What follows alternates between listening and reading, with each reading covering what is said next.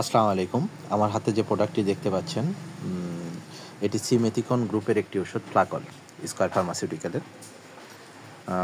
এটির কাজ সম্পর্কে আজকে আমি আপনাদেরকে বলবো। ফ্লাকল একটি পাকস্থলীর বায়ুরোধী ওষুধ। ফ্লাকল পাকস্থলীর অভ্যন্তরীণ বায়ু বা গ্যাস তৈরির ফলে সৃষ্ট লক্ষণসমূহ: পাকস্থলী অন্তরের উপরের অংশের ফাঁপাবোধ, চাপ, পেট ভার বোধ এবং খাদ্য দ্বারা পাকস্থলীর বন্ধতা ভাব ইত্যাদির উপশম করে। পাকস্থলী এবং অন্ত্রের ভিতরে মিউকাস দ্বারা আবদ্ধ বায়ু প্রকোষ্ঠের সৃষ্টিতে বাধা দেয় এবং এগুলোকে চারিদিকে ছড়িয়ে দিতে সাহায্য করে। নির্দেশনা: পেট ফাঁপা, অন্ত্রের ফোলাভাব, পেট ভার, অতিরিক্ত গ্যাস এর ফলে সৃষ্ট ব্যথা বায়ুরোধী হিসেবে ফ্লাকলের চমৎকার কার্যকারিতা রয়েছে। এটি পরিপাকতন্ত্রের তৈরি হওয়া গ্যাসের ফলে সৃষ্ট ব্যথার উপশমে ব্যবহৃত হয়।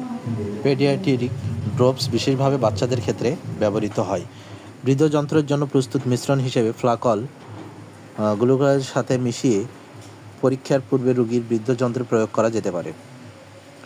মাত্রা ও সেবনবিধি: খাদ্য গ্রহণের পর এবং ঘুমাতে যাওয়ার পূর্বে সেব্য।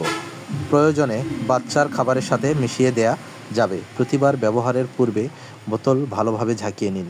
2 বছরের কম বয়সী শিশু 20 মিলিগ্রাম, 0.3 মিলিগ্রাম ফ্লাকল পেডিয়াট্রিক ড্রপস দিনে 4 বার। সর্বোচ্চ দৈনিক মাত্রা 240 মিলিগ্রাম। 2 থেকে 12 বছরের শিশু 40 মিলিগ্রাম দিনে 4 বার। পূর্ণবয়স্ক 40 থেকে 125 মিলিগ্রাম, 0.6 থেকে 1.9 মিলিগ্রাম ফ্লাকল পেডিয়াট্রিক ড্রপস দিনে 4 বার। সর্বোচ্চ দৈনিক সেবন মাত্রা 500 মিলিগ্রাম। 7.5 মিলিগ্রাম অথবা 1 থেকে 3টি ফ্লাকল চুষে খাবার ট্যাবলেট দিনে 4 বার। সর্বোচ্চ দৈনিক সেবন মাত্রা 500 মিলিগ্রাম। 12টি চুষে খাবার ট্যাবলেট। ফ্লাকল পাকস্থলী এবং অন্ত্রের বায়ুর বুদবুদগুলির পৃষ্ঠটানের পরবর্তী করে, ফলে এগুলো ফেটে যায়। তখন সহজেই আবদ্ধ গ্যাসমুক্ত হয়ে পড়ে এবং অনায়াসে ঢেকুরের মাধ্যমে অথবা পায়ুপথ দিয়ে বের হয়ে যায়। এভাবে ফ্লাকল পাকস্থলীতে সৃষ্ট গ্যাসের অপসারণে সাহায্য করে, পেট ব্যথা বা কলিক উপশম করে। শল্য চিকিৎসক পরবর্তী গ্যাসের ব্যথা কমাতে ব্যবহৃত হয়।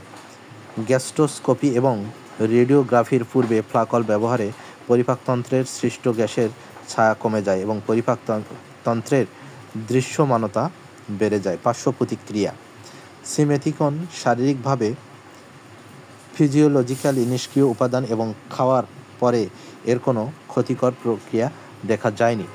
ওষুধটি শিশুদের নাগালের বাইরে রাখুন। অন্য ওষুধের সাথে প্রতিক্রিয়া: সিমেথিকন অন্য ওষুধের ক্রিয়াকে প্রভাবিত করে এমন প্রমাণ পাওয়া যায়নি।